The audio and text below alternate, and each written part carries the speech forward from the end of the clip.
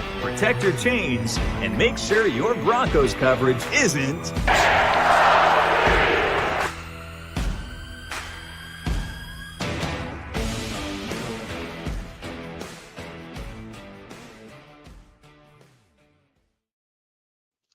Hello, listeners, and welcome back to the In-COM-PLETE podcast, where your coast-to-coast hosts provide you with news, analysis, and opinions of all things Denver Broncos, plus anything else that's on our minds. I am Ty, and I'm joined by my wonderful co-host and best friend, Kelly. Kelly, the first game is come and gone, and as you always say on this show, an ugly win is better than a pretty loss. Yep, sure is. So much was to be desired from an offensive standpoint. One can say that the offense was offensive, and not in the good way. You could say that. You could say they were rusty. You could say they didn't find a tempo. You could say they didn't find a rhythm. You could say Sean Payton was a little stubborn with his play calling. Or you could say the offense was offensive. Yes. There's so many adjectives that we could use here. But before we do go any further, as you may have heard on the Orange and Blue Network last night, if you did listen, and as you may have seen on Twitter, we do have a special surprise for y'all. And I said y'all. What am I back in the South now? Our first guest of the season. He is a member of the Orange and Blue Network, known as the Dreamweaver. We like to, drumroll please, welcome Jay to the podcast. Hello! Thank you guys very much for having me. Really appreciate it. Thank you for being here. We are so glad you could be here. Absolutely. I'm honored to be the first guest on the video version. Big fan of you guys, so excited to be here. Absolutely. I was told though that we were given strict instructions for you not to mention Damari Mathis whatsoever. I am the president or former president of the Damari Mathis fan club. I did turn in my papers when he decided to, suck, which I guess was a couple of years ago. But I've hung with him, and he unfortunately blew his knee out for the Carolina Panthers in this last offseason. But he was scheduled to be a starter for them, the nickel corner. So too bad for him. But touchy subject for a lot of people out there, Damari Mathis subjects. So yeah. It seemed like things would go well for him, but unfortunately it just didn't end up working out. Yeah, very much so. He's bottom of the barrel on the depth chart.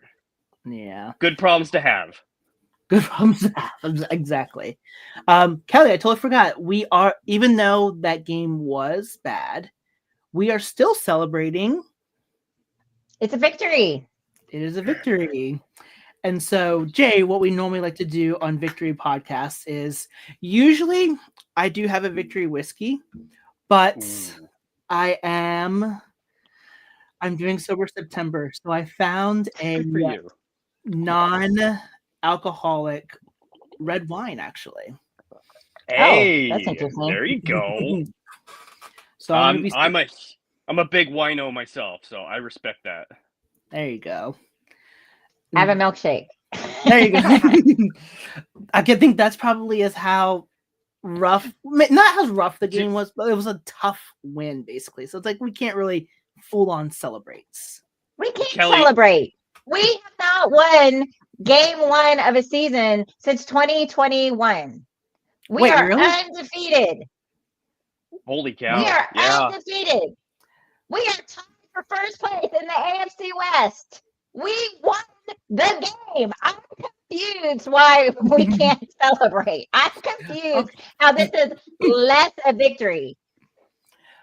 That's fair. Celebrate Tim Tebow winning that Chicago's Cub game that came down to 7 missed field goals and whatever. I can celebrate this win. All right, I'll give that one to you. I've worked a 10-hour day today, an 11-hour day yesterday. So I figured I should not come home and pour wine on top of my cranky little attitude. So I have a milkshake, but it's still not water. Kelly, does it bring the boys to the yard? Oh, It's better than yours. I had to. You teed me up for that. no, that was perfect. That was absolutely perfect. So yes, we'll treat this as any other win. So everybody, cheers on the victory. Absolutely. Cheers. Oh, that's actually pretty good, honestly. I'm not gonna lie, not having alcohol in it actually, it kind of tastes a little like juice though.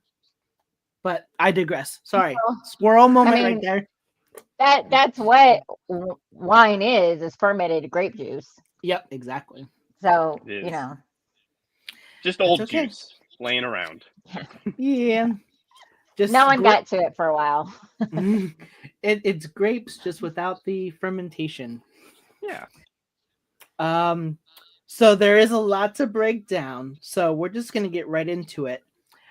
If you were to give one word, Okay, on how you go.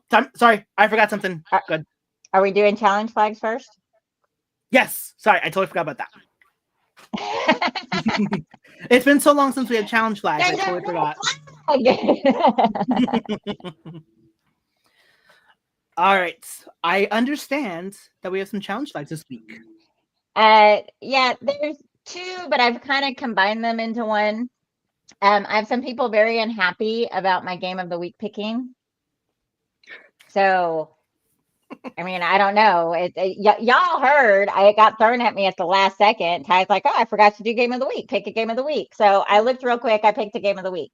So the first complaint is, why do I pick a game that's in our time slot? Well, because I'm fancy and have the Sunday ticket and I can rewatch any game that I want to watch.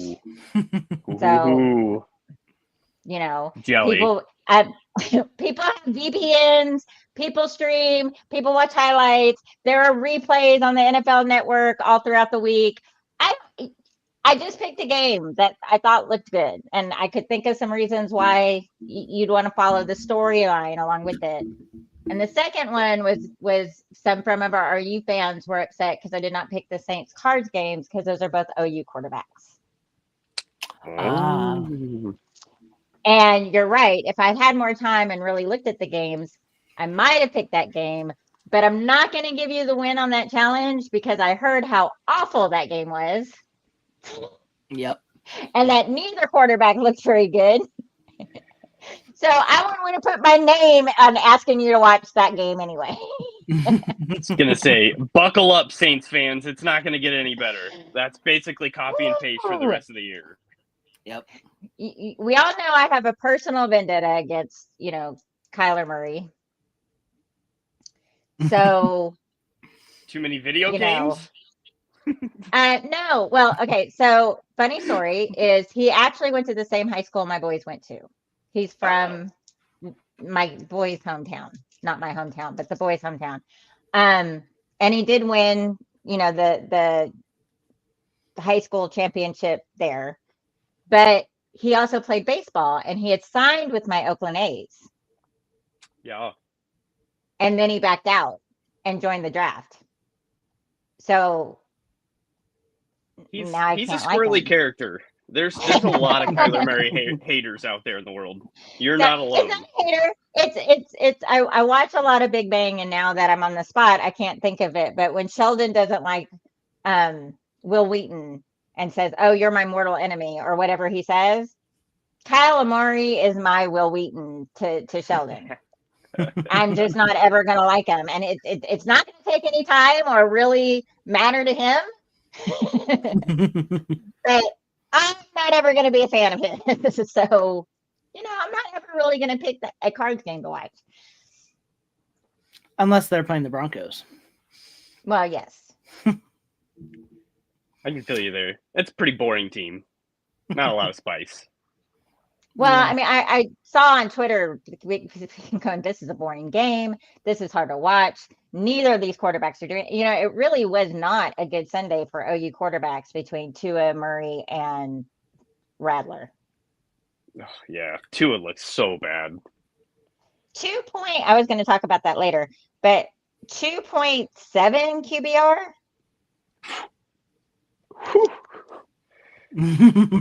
I mean, we've had some bad quarterbacks, but I don't know that we ever had a quarterback not break 5 on the QBR. Yeah, I'm sure we're going to talk about, week 1 for the Colts and how inflated their egos must be. They should be thanking their lucky stars they got to play Miami week 1. But it is going to be a far different week 2, I believe, for them, obviously. Yeah, we'll definitely be talking a lot about Miami, especially when it comes to some around the NFL stuff. Kelly found some very interesting. Actually, we both found some very interesting tidbits about Miami, especially in relation to what has happened since. Well, we'll get to that. We'll get there. So, if there was one word, I do want to. I kind of want to challenge flag myself in a sense. And it's more of an apology that I apologize at how terrible the quality was on the audio version of the podcast last week. I didn't realize my computer went on the fritz, and thankful to my wonderful co-host to let me know that happened. Like, I need to make some changes on that. So thankfully, my school gives me this wonderful computer that I can use at home, and so I'm going to use that for the time being. And thankfully, I do not hear a single hum, which thankfully, I'm glad you told me that, Kelly, because now that computer humming like crazy, like it doesn't stop. So I apologize for the audio listeners that had to listen to that really bad quality. So wow, that's as many challenge flags as in our game. Oh my gosh. Challenging like inches of difference that is, non difference to the game. But it did. I mean, I think it's important because as fans, we were told that we're no longer going to see the chain gang, which is an end of an era.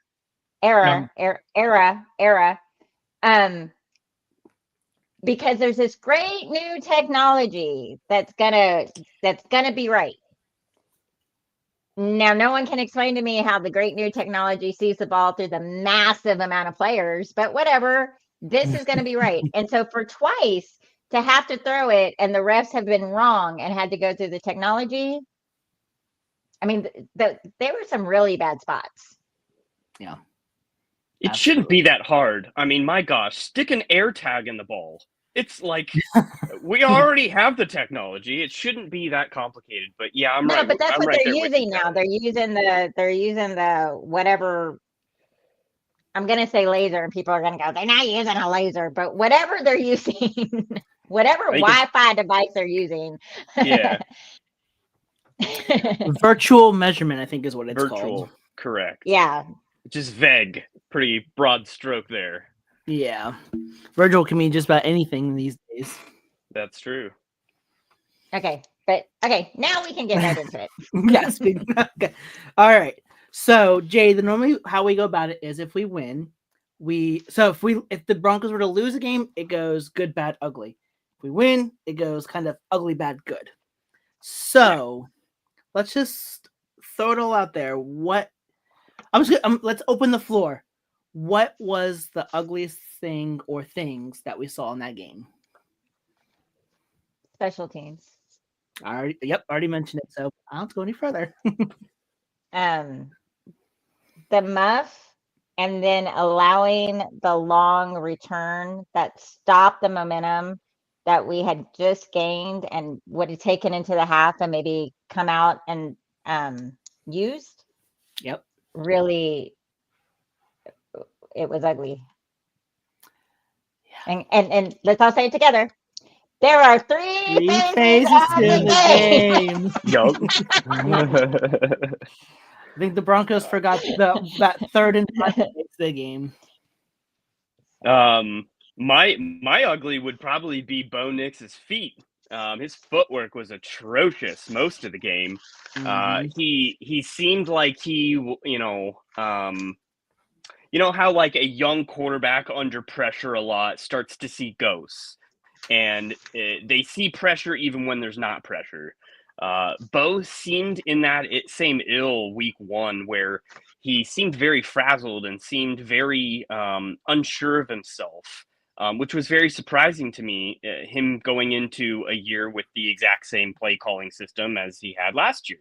Usually that's a sign of a new system, but he didn't trust his line week 1, and he just looked very overcomplicated when he didn't need to be. That was my probably biggest mark, I guess, in an ugly fashion for the offense, at least. Is there even an ugly for the defense? The defense was chef kiss perfect.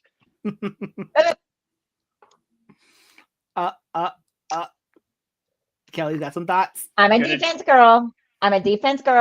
I love the defense. The defense did phenomenal. And like sometimes when there's good, bad, and ugly, I tell Ty, we have a beautiful. We have the good, bad, ugly, and the beautiful. We have a special category for something that's just awesome. And that's where I have the defense in there. But that defense gives me fits because it gives up so many 3rd and 10s and 3rd and 15s. And I understand. I understand. It didn't amount to anything. Nothing came of it. But it's annoying to see 3rd and 15 and them get 27 yards. Yeah. And I Surtain knew exactly how to break it down and go, well, pressure creates diamonds. Okay, great. We don't have to be so pressured. Yeah.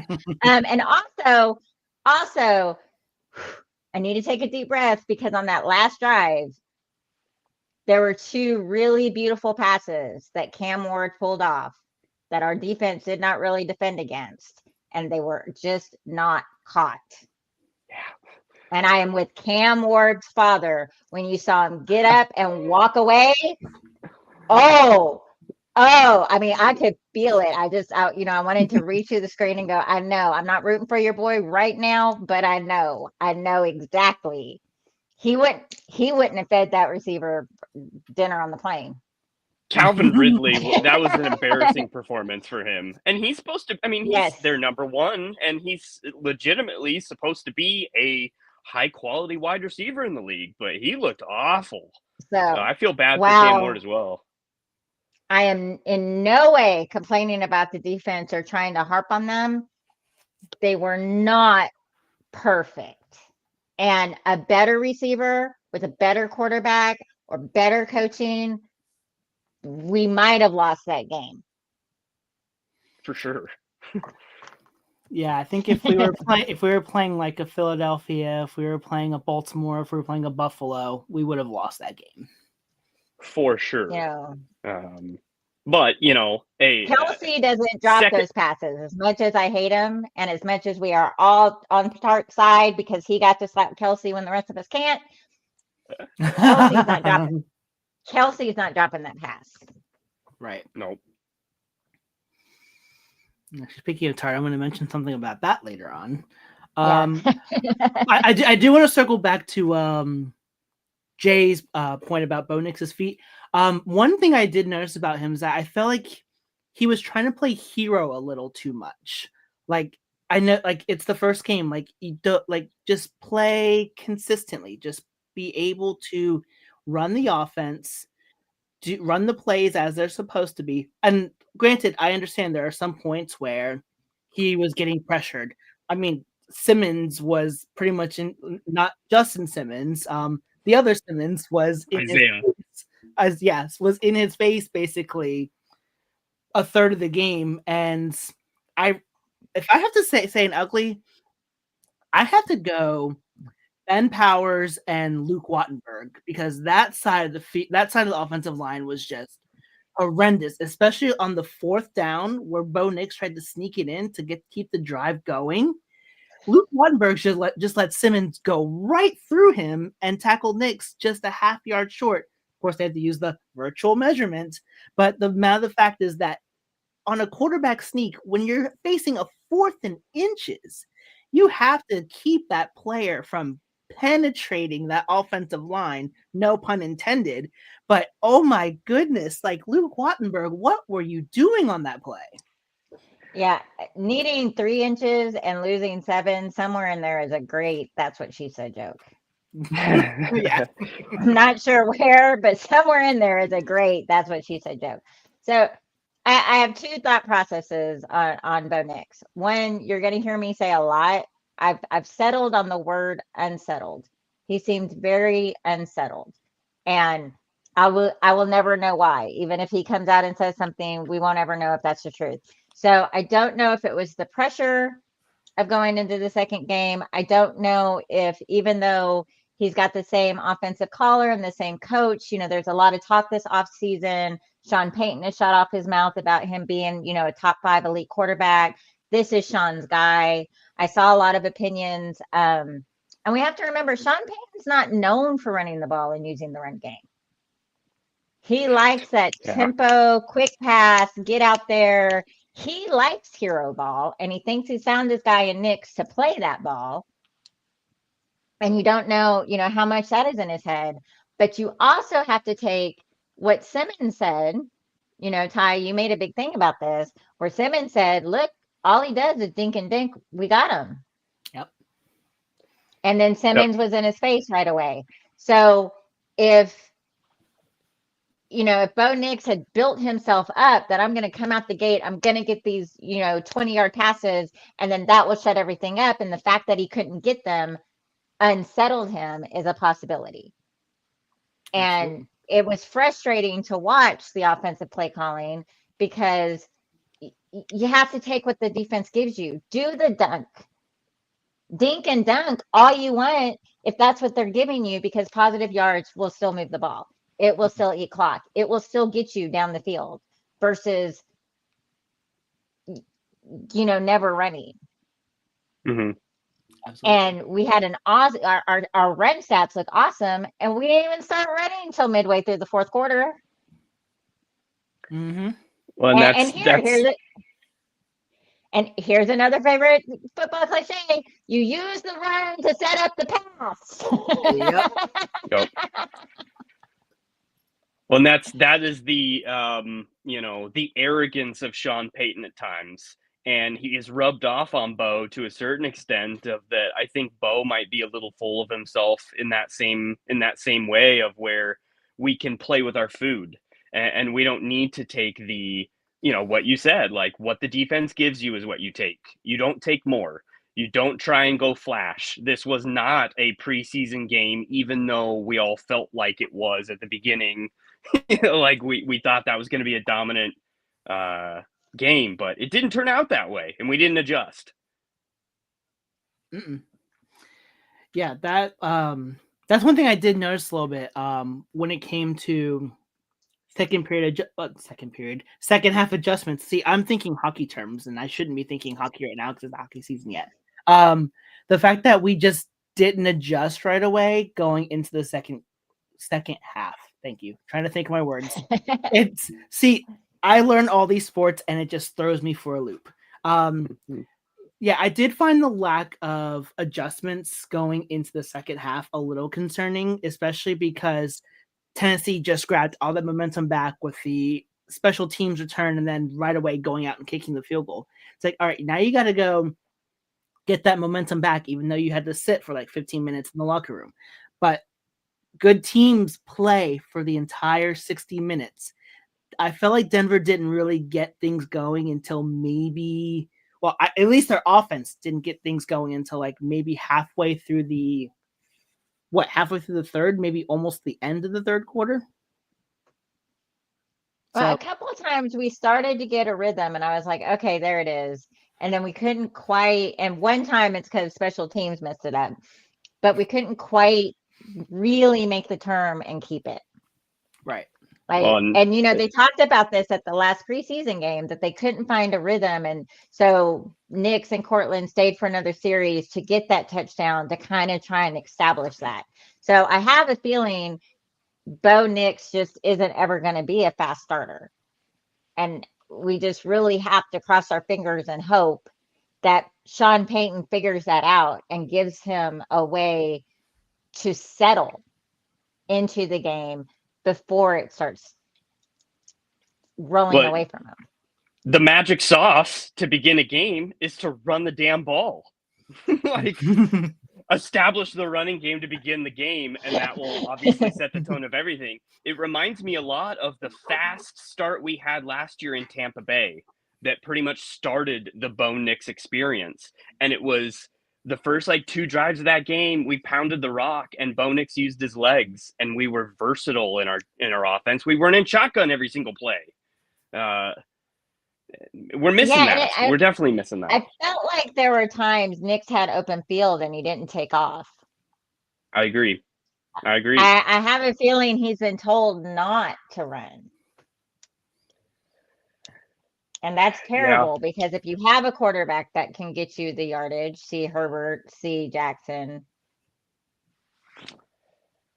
I think it's almost like that he's reading too much of media articles in the offseason, pegging Bo for what they see him as, and he's trying to do the exact opposite. He's trying to zag when he's supposed to zig, and it's just he's not playing within himself to his strengths. He's outside of himself, uncharacteristic. Well, I think one thing I want to give at least I want to give Bo the benefit of the doubt, basically because this is kind of how last year started. He started off really slow. As you mentioned, he didn't really get going for the most part in the Tampa Bay game. So maybe, as Kelly, you said, he could be a slow. We could maybe just have to accept the fact that he is a slow starter, and push comes to shove. If the defense can help us win some games and keep us in it long enough for Bo to figure it out somewhere down the line, whether it come in the second half or will it come a couple games into the season.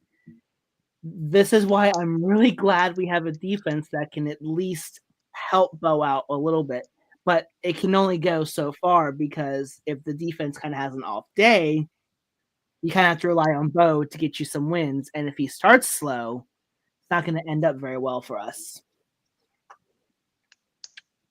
No, it will not. And again, maybe some of the arrogance of Sean Payton play calling, and maybe not so much Bo, but I think Sean Payton, knowing the fact that he's got that stout defense to cover up his warts and cover up his gambling that he does in play calling, and it goes back to the end of the game, 4th and 6. We're in field goal range. We have one of the best field goal kickers. 4th and 8. We have one of the best field goal kickers in the NFL. Why we're not taking, and we're at Mile High. Yeah, but let's throw to the wide receiver in that play that had pretty much double coverage. Cortland on the other side, wide open. That play just couldn't have gone worse. Stupid, so stupid. Okay. I don't. I agree. Yeah, go ahead. I was gonna say I'm gonna talk about that play specifically on my bad. But Okay. you go ahead and take care of your ugly. A lot of you are going to flame me for this, but that all orange is ugly. Those uniforms make my eyes hurt. It needs something else. It reminds me of the bad color rush jerseys. They just the players that had the white t-shirt hang out that kind of broke up the orange looked a little better, but it needs a blue stripe. It needs a white t-shirt. Don't make me look at all orange like that again. Well, we'll knock on wood and hope that for the next 16 games that doesn't happen, but that's asking a lot. That's asking a lot. I like the sunset orange jersey. I don't mind the sunset orange pants, but come on, we've all seen when grandma's got too much of one color on. Yep. right? We've all seen the Easter dresses that are just too bright and too one color. I hate to be the bearer of bad news, Kelly, but it is a whiteout in Indianapolis, which means we will probably be in orange again. Yeah, but we'll wear the other pants, right? I don't know. Hopefully, I we'll don't know. see. It's just ugly.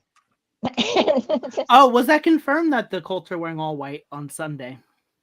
Yeah, it's a whiteout for the game.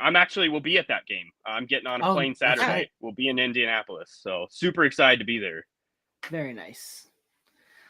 So, all right, then we'll have to pray to the football fashion man that lives above for Kelly. Whoever the Mile High fashion guy is, just you got to color block it. It can't just be all orange.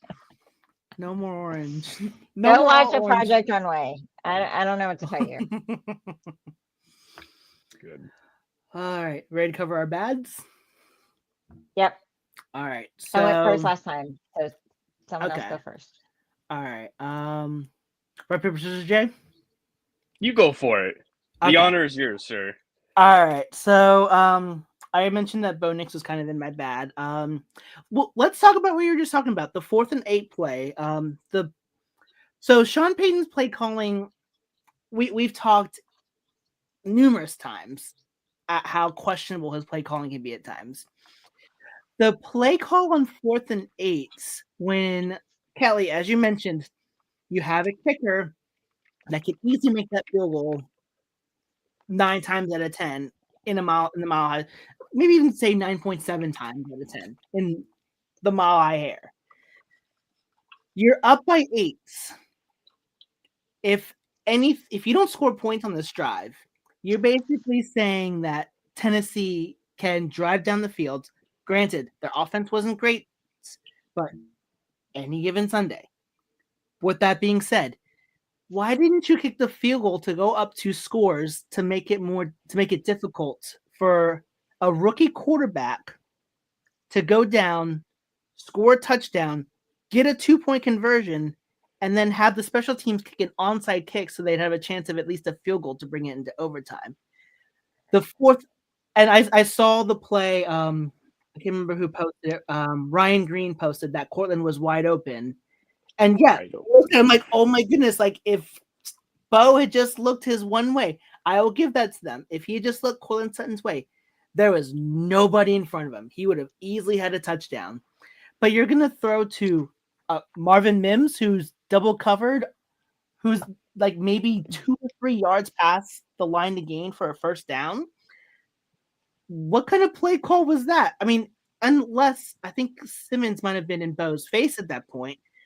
It was like one of the very last times he was in his face. But still, you go for the points. You always go for the points. You don't risk it and then have a rookie possibly have his positive welcome to the NFL moment, lead the Titans down for a touchdown, get a 2-point conversion, bring them to overtime. That Tennessee could have very well stolen this game away from Denver at that particular point. Thankfully, the defense did step up, but Sean Payton, you've got to see where you are on the field, and you've got to call the plays better. Well, you're the one that sent me Payton's excuse. Yeah. That he saw a kick being a scoop and score, which, okay, I don't know. I don't know because I have in the good our punting game. Mm-hmm. So I'll talk about that a little bit more later. But our punter had done pretty well. Right. So even if you don't want to risk a very doable field goal by the kicker, even though you're willing to risk an incomplete pass that gives them the ball at the same point, you could have tried a punt and tried to, cough in it. Mm-hmm. Right? And our kicker had performed, our punter had performed well that day. You could try it. I'm just not buying it. I'm not buying you were scared of a scoop and score. Yeah. I mean, granted, our special teams had already made a couple mistakes. I'm just really not buying it.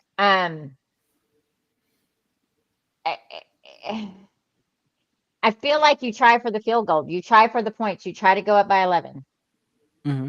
because then there was not enough time for Cam Newton to put together 2 winning drives. There just wasn't. And then, he said, no, I talked to Vance about it. I knew our defense had it. And Vance said, don't worry. If you don't make it, we got you. But again, if Ridley had not dropped those passes, did the defense really have it? Nope. I feel like you rolled the dice and let it ride, and you just lucked out. It wasn't snake eyes. Mm-hmm. It's kind of. I don't. No one has come up with a justification of that reasoning, and I'm not buying the I'm scared of a scoop and score. Yeah, it's almost like what you mentioned to me, that the Titans more lost this game than Denver won this game. And this could have been a very good case with that, especially with Calvin Ridley dropping all those passes. Yeah. I was going to say that play and that decision just solidified my opinion of Sean for that game. And it's just arrogance. It's playing with our food. That was the phrase I used earlier. When you're up 8, any points makes it a 2-point game or a 2-possession game. So if you're looking at it from the point of view of a field goal versus a touchdown, it is essentially the exact same thing in a game situation standpoint. If you trust your defense, if it doesn't happen, to stop a rookie for a game-winning drive, then what is the difference between taking a field goal and the chance to get that second possession, 2-possession game and back it up? In the difference for 10 yards is the difference between the line of scrimmage and where you kick it, as the difference if 7. you missed the field goal. Yeah. Well, who cares in the defense that we have? That is a minimal risk.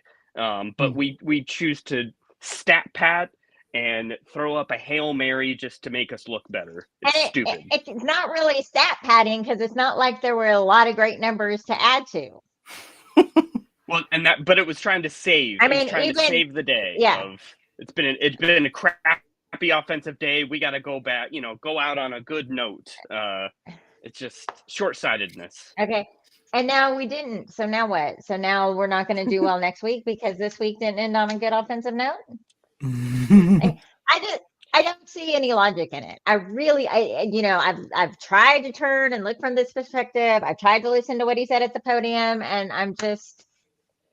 And, the devil's advocate is if Bo does look at Court and throw it to him and Court walks in for a touchdown, I say, well, that's cool, but that was still a horrible decision. I stand by it no matter what, if that's successful or not. Makes no difference to me. Absolutely. Yeah. And I mean, and again, because I'm still watching that Netflix documentary, here's my tie into it. When the Cowboys in that one game went for it twice on 4th down and didn't make it, and everyone was criticizing Switzer about the bad call, and Dion's answer was, it's because we got big nuts. Yep. Yeah. No one's gotten, it's like, but it was still a stupid call. Yep. 100%. Switzer was still wrong. I mean, it's great. You got big balls. Sounds like a medical problem as a female. You're still making stupid calls. And I kind of want to tie that in a little bit, because I feel like, and I think I mentioned this earlier, you can only rely on a specific unit for so long. And the matter of the fact is, like, Vance was like, oh yeah, no worries, we got you. As you mentioned, what happens if they didn't get you? What if the worst possible case scenario happens? Because there's always going to be a time where it doesn't.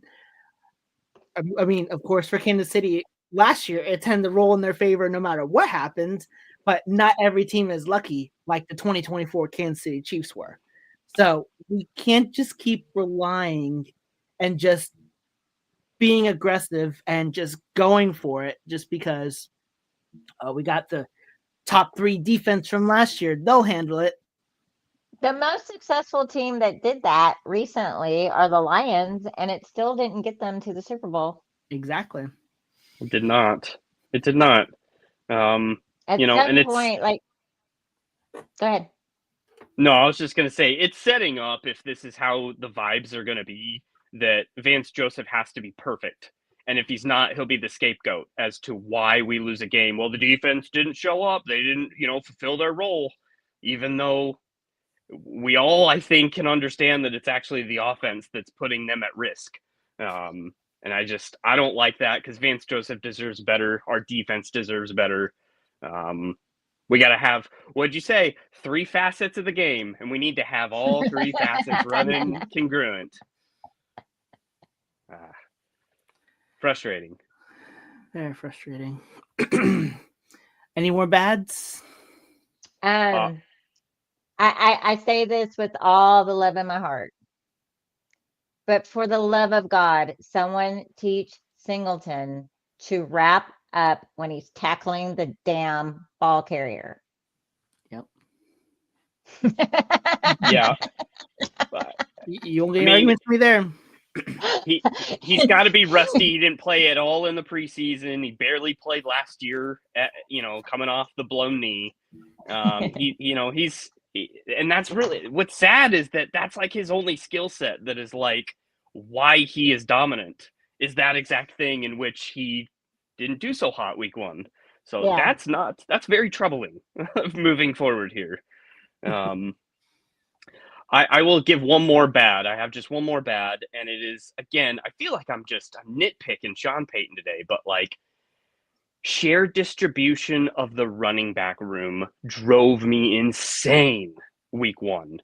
It is wild to me that you have Tyler Bidet with more targets and more carries than RJ Harvey. That is asinine. Especially after what we saw out of Harvey, his one-hit wonder that was really his sole opportunity, and he came through amazingly.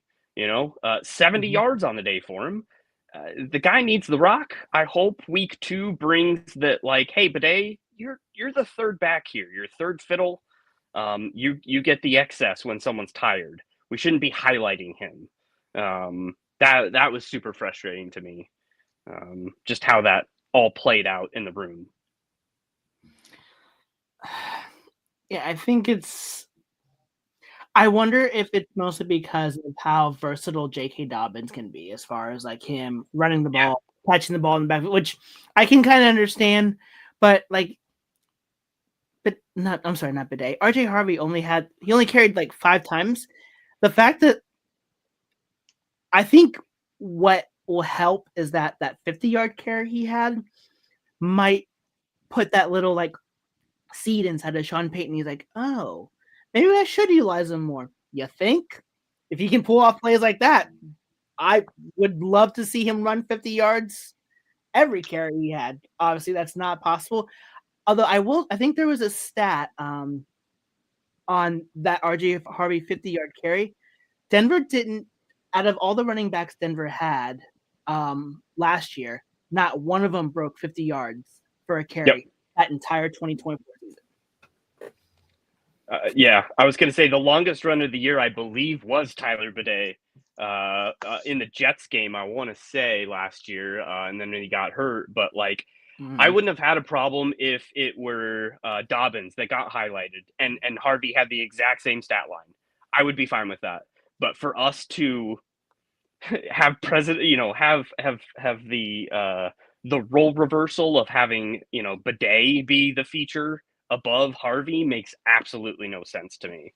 But I can't imagine that'll be something long-term that we stick to. It's just an odd thing week 1 to see.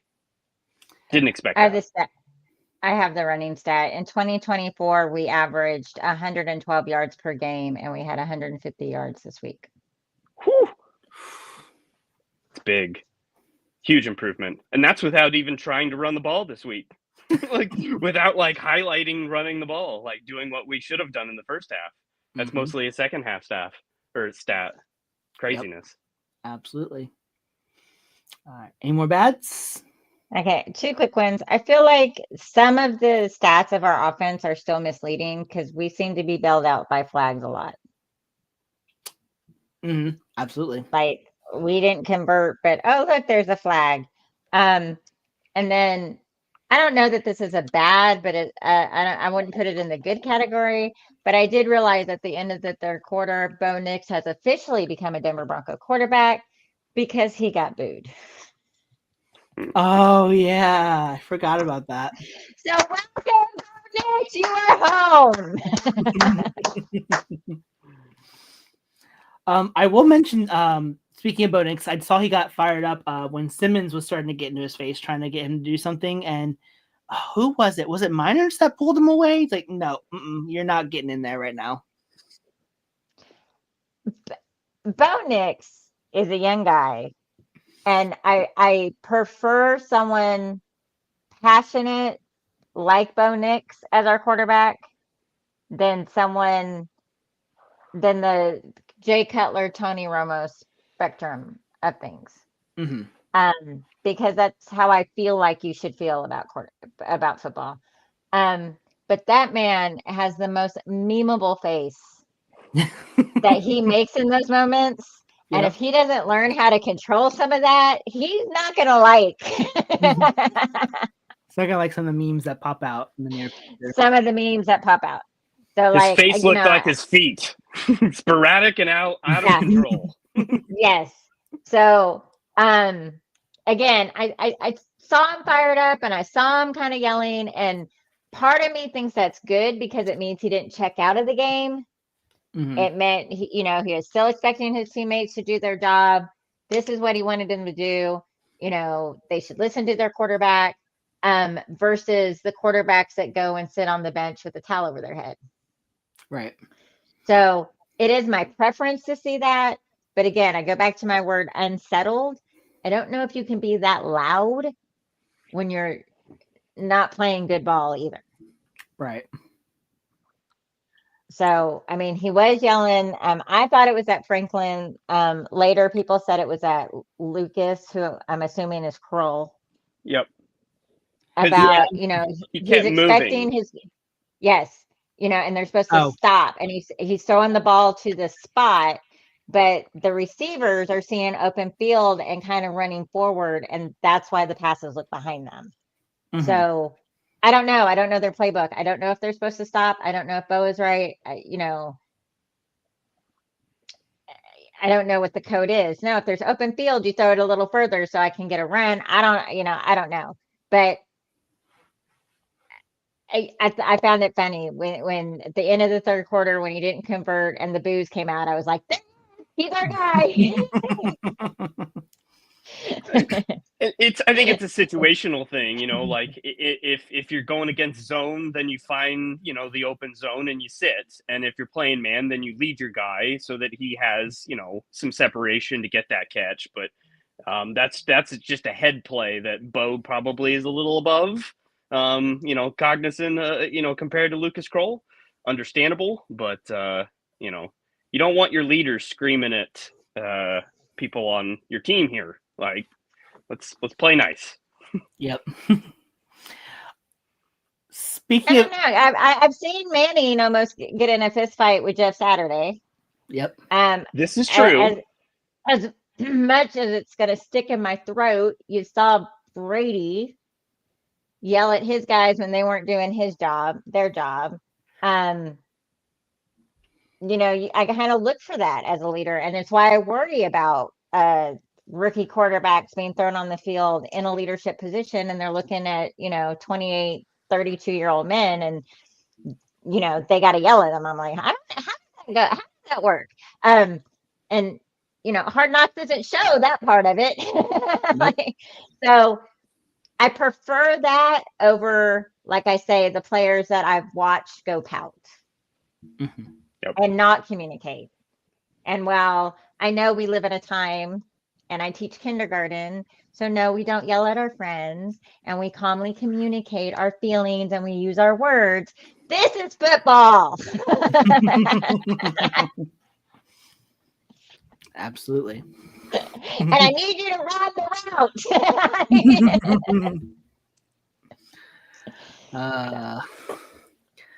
All right. Ready to move on to the goods? Yes, finally. All right. Because it does feel bad when we win a game to spend so much time on, oh my, look at all that went wrong. But there are some good. Yeah. Oh, excuse me. I mean, if we don't talk about like what's happened, like the negative stuff that's happened, then we can't really look and see like how can they use this to improve. And that's why we like Then to we're talk just about homers. Plus, then we're just Yeah. homers. Yeah, that too. Even though neither one of us is from Denver or lives in Denver. We're looking at the just homers. We're looking at the Denver Broncos with rose-colored glasses here. Like they can do no wrong. Orange colored glasses. Sorry, I meant to say orange. I don't know why I said rose. I'm used to that saying. Well, I went first last time, so go right ahead. I just want to say Hufanga. Yeah. He was everywhere, and he was awesome. Yes. No complaints here. That was one of mine too. No. I would say the same thing about Zach Allen. I'd say the same thing about Nik Bonitto. Like the guys that have the reputation that, you know, they are best at their position, step up to the plate. Like we saw their best foot forward on week 1, and that's literally all you can ask. And that's why like we should have a lot of excitement and a lot of expectations for that side of the ball, because, you know, it's one thing to have expectation and pressure. It's another thing to fulfill it. And I feel like we have the personnel to fulfill the expectation of that side of the ball. And, you know, we were going against a rookie quarterback. We should have performed that way. And, you know, it'll be interesting to see again another week, but, you know, Daniel Jones, a veteran, and see what he's made of in, you know, a pressure situation, because he had no pressure last week. So it'll be interesting to see those same guys if they perform yet again like they did week 1 and week 2. Yeah, so I just want to add on to your Bonitto. He had 9 pressures and 22 pass rushes. 5 of them he got there in under 2.5 seconds. Oh my gosh. And then of course his sack. Thank God we paid him. Pay the man. He deserves every dollar. Yeah. A lot of people I just wanted to point out, let's say a lot of people have been saying God bless Bo Nix. Can we just say God bless Nik Bonitto? Yeah. That's all I wanted to say. Go ahead. Okay. Well, I was going to say, I said in our pregame, and people didn't like it, that the Titans defense was a little bit better than we were giving them credit for. Mm-hmm. But I just want to remind people that last year they were second in total yards allowed and second in total passing yards allowed. Mm-hmm. So again, they're not big names you hear a lot. They were 3-14. You didn't see a lot of their games. They didn't make a lot of highlight reels, but they weren't slubs that we were going against.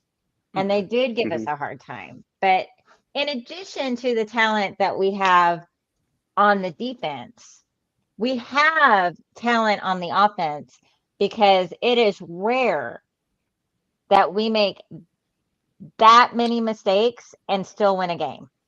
Mm-hmm. So the level of talent we have across the board is very high. And I think that game proves that. 4 turnovers, was it? Was it 4? Yes. And Brutal. Nix was responsible for 3, and the special teams did the other one. Oh, yeah. So yes, and it's not very often that you lose the turnover battle and win the game. Mm-hmm. And this is one of the rare times that you can look at a game that has that. Better now than against the Eagles or, you know, the Chargers or That's these right. tough opponents we got coming up here. Get it out now. Yep. Sorry if I misheard, but I think the fact that we committed 4 turnovers and won the game, that was the first time it's happened since, when was it again? 2016 against the Chargers, when Peyton Manning had to come into the game and save us. Oh, 15.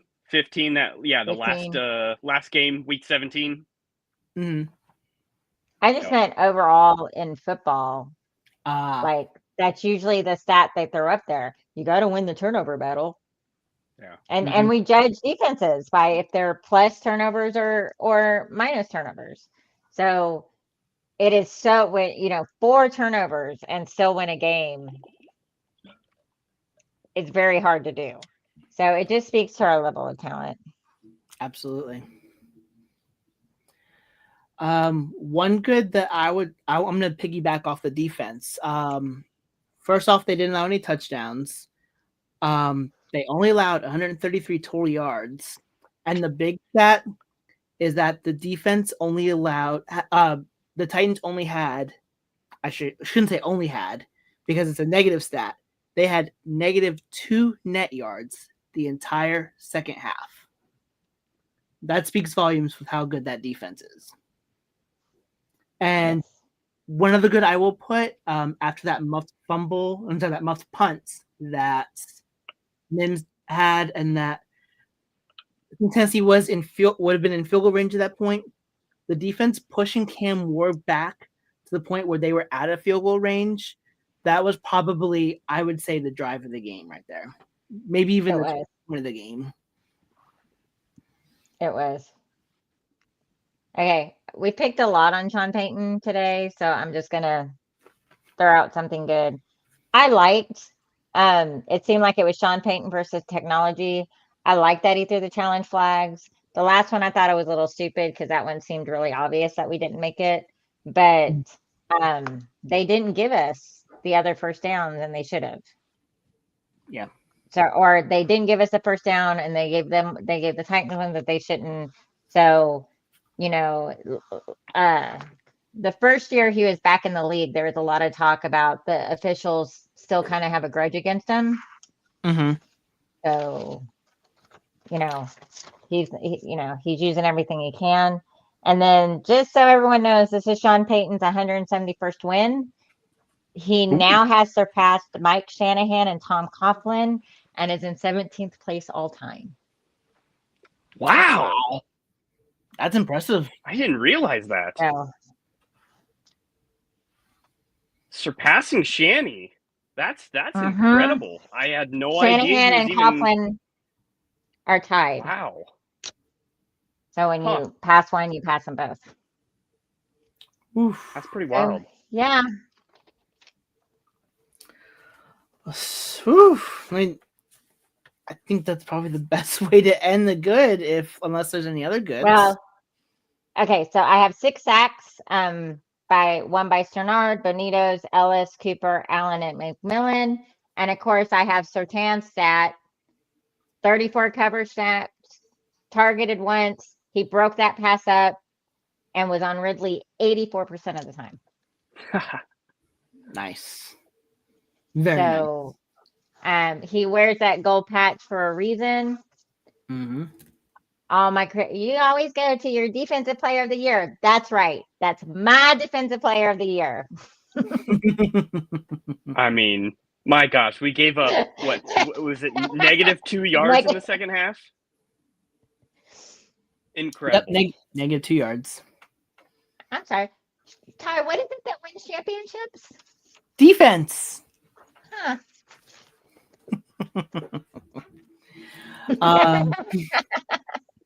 Well, I think that kind of covers. Wait, I have one more. Sorry, one more. All right. Punting, because that's right. Punting, 3 punts, 3 inside the 20, 53 yards long, 48-yard average, and that was the only punter selected in the draft. That he was.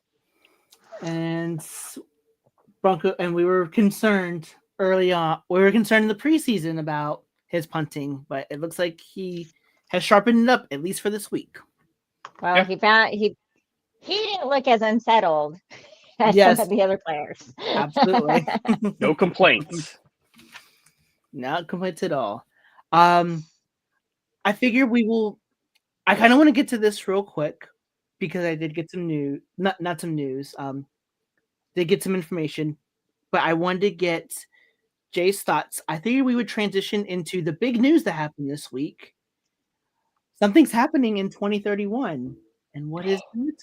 We're getting a brand new stadium. Oh, And it's 3 Such- miles from the current one. yeah, Yep. catty corner. And I was just in Denver in July, and I took my family to Meow Wolf, and actually took the route through the rail yard.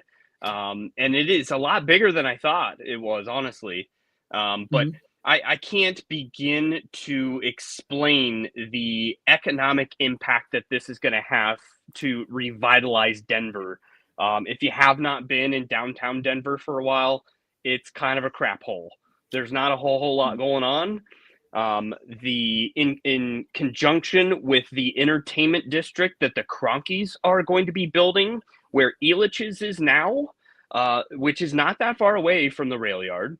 But between that development project and what's going to be happening with the Walter Penner, development project, it is going to be insane the amount of big ticket events that the CVB is going to be able to bid on. We're talking World Cups, we're talking NFL drafts, we're talking just massive events that Denver hasn't really ever been in the running for. The retractable Super roof was Bowl. a required, had to have that to be able to do that. Super Bowl. It could happen. It could happen. They gave it to New York with their big new stadium, and it doesn't even have a roof. True, but they probably will never do that again. That was a huge, terrible Super Bowl. I mean, not still just remember, us, but like I still remember being in tears that week because it wasn't negative where I lived, but it was like in the teens. And I still went on my morning jog, and I was in tears because it's so painful to jog in the cold. And I don't quite have the right stuff because it's not that cold where I was in Texas. And I just remember sitting there crying and going, I don't know how my Broncos can play the Super Bowl in weather like this. Because I'm 2 miles away from my home and it's cold. So I just remember cussing Goodell the last 2 miles. The only thing that got me through was my flurry at Goodell that this is what my Broncos had to play in a Super Bowl. But what that brings, I mean, they did it forever. What's Minnesota's place? They did it forever. US there. Bank. I mean, there used to be, US Bank. I mean, it was Minnesota, New Orleans, Florida, San Diego. You had 4 choices for a Super Bowl. Mm-hmm. Dallas got their roof. They got a Super Bowl. Now, then the weather didn't help them out at all. But, I mean, it's something unique. Plus, we're never, ever going to have a chance to win the Super Bowl at home if our home doesn't host the Super Bowl ever. Yep. And all this being said, it's not going to cost a taxpayer a dime, which is in this day and age absolutely incredible. We are blessed to have the ownership group that we do. It is unprecedented because go ask the Buffalo Bill fans. I mean, they're going to be paying for their brand new stadium for quite some time, and they would obviously rather keep the team, and they're going to pay it. But like, our owners didn't hold us hostage to pay that. It's insane. It was best case scenario. Can they go meet the Oakland A's owner in a dark alley? Yep. I mean, and I'm so excited that it's staying downtown. I didn't want Lone Tree. I didn't want a DIA airport complex out there. Like, it's all on the light rail. It's all in the same, metro body that we're currently in. So it's perfect. It's literally best case scenario. Yeah, I'm not too familiar with Denver. I've been, so that's the first thing I looked at was how far it was from Mile High. Yep. And when it said 3 miles, I was like, yep. And the best part is we don't have to worry about Lucifer haunting Mile High. Yeah, Yep. and you can't. No one ever better build a stadium while that horse is at DIA. Sorry, no. And Bucky, our resident horse on top of Yes. the scoreboard, will be coming to the new stadium just as he was in the old Mile High. So we'll have transfer of assets to the new stadium. It'll be nice. And then, have they talked about a name? I know it's not called. not for Not- sponsor. Yeah. All I know is it's going to be at Burnham Yards. That's all. Well, it could be Mile High at Birmingham Yards because we're all just going to say Mile High. Yeah, I don't think it's going to matter the name of the stadium. We're just going to keep referring to it as Mile High no matter where it goes. Correct. It will be. It'll be interesting what they do with all of the other stuff around it, though. All the statues, the miniature Mile High that's in the north side parking lot. Mm-hmm. Hopefully all that comes. Yes. I sure hope so. Well, yeah, the what's it called where all the the Ring of Fame? Well, the Colorado Sports Hall of Fame is located in there as well. Well, no, but like where Dan Reeves and Steve Atwater and Shannon Sharp, where all those statues are. Yeah. Is that called the Ring of Fame? I mean, that's inside. That's what is that like? It's like Hall of Fame Pavilion or something like that. Yeah. There's a huge Pat Bolin statue right there as well. Yeah. Right in front of them. Yeah. I would think all that will be recreated and moved over. I don't know why they wouldn't. Okay. We got to keep our traditions. And I'm sure they'll take the fancy Italian horses. Yeah. Oh, for sure. Broncos. So, yeah. It'll be cool. It'll be very cool. I mean, I would assume they would do that. I was excited.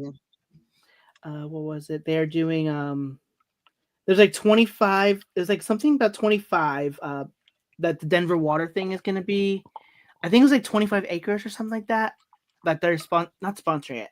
I can't remember something. I know it's like Denver water, so I'd assume like maybe the water they'll still keep that like with the whole horses going up towards the stadium thing. So I can't remember exactly what it was called. Something Denver water. I'll have to look it up. Another big thing is that what was it? That they're paying for it. New location will be less than a mile southeast of Empire Field between 6th and 13th Avenues. Downtown Railroad. 58 yard. Oh, so it is going to be set to complete for the 2031 season. The field will have natural grass. That's what I was going to say. Of natural grass will be pretty nice. And as we said, a roof that will play. Another thing we'll also possibly be able to get Final Four. Oh yeah, yep, for sure. It'll just be interesting because you have the family rivalry of the Cronkies versus the Walter Penners, and I know Ball Arena is going to be refurbished, if not torn down and a new one built. But that'll be interesting to see what they do with that complex. Like I said, Elitch's, the Six Flags amusement park that's right next to it, is going to be going away, and they're going to be doing their own huge entertainment district right there that's going to revitalize that half of downtown. So, man, a lot of big things coming in the next, 10 years. It's going to be nuts. Yes. One thing I do want to mention is that I want to try to go to Empower Field at least 2 more times before they move face, and then hopefully go there when it opens up. So, for sure. Fingers crossed. So, how do season tickets work with that? Your season tickets just transfer, right? Yeah, it'll transfer. Obviously, current season ticket holders will get their first shot of transferring as close to seating as possible. I would think there would be a higher capacity for the new stadium. Right. So they'll be able to finally go down the wait list because, oh my gosh. I just took the tour of the stadium in July, and I want to say it was like a 8-year wait for average wait year. Wow. 8 years to get your season tickets up if you put your name on the list today. So there's, obviously tons of demand. So people waiting. Well, and that wait's going to get longer if we continue to be successful. For sure. And unfortunately, there's going to be quite a bit of people priced out. So my grandfather had season tickets for like 35 years. And he got to transfer his tickets over to Empower Field or Invesco at that time. And he only lasted, I think, 5 years before he was like, man, I just can't afford this anymore. It was a totally different story at Old Mile High, but I unfortunately anticipate that same thing to happen. So we'll see how that goes, but I'm hopeful at least. We keep our core fans, not corporate, the way like LA and San Francisco and a lot of other stadiums have done, where you see empty stadiums, Cowboys. and that's not because, Cowboys. It's not because there's not demand for them. It's that nobody can afford to go. It's just a price thing. So I hope we and it's such a different feeling when you go to one of those home games. Mm-hmm. Because it's like we're supposed to be cheering and yelling. Correct. My most mind blown moment is I was somewhere and I'm cheering, so I'm standing up and I'm yelling, and someone tapped me and said, "Can you sit down?" Yep. No. I'm only 5'3" and 7/4. You're taller than me if I'm in your way. That's why we should not bend over for corporate sections, essentially, where corporations can just take over sections at a time of season tickets. And it's not good for the environment and the game day experience, that's for sure. So I hope we skip that. Please do skip that.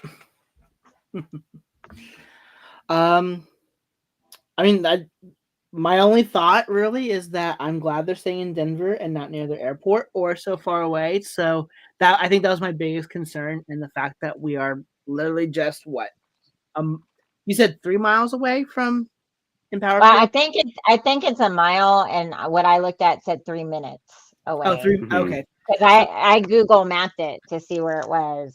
Mhm. And then, and it says, oh, it's a, 25-hour drive. And I was like, nope. So I put Mile High, which in Google Maps, the stadium is named Mile High because it didn't come back and tell me that I couldn't find it. It popped right up. And then, so I think it was a 3-minute drive. And he said it's less than a mile away. There we go. That is just catty corner. Yeah. No. So very excited for that. But I do applaud the Penner Walton group for I saw their quote about, no, this is our civic duty. And I do really there's a lot of stadiums I like, and I am heartbroken over Soldier Field no longer being a stadium.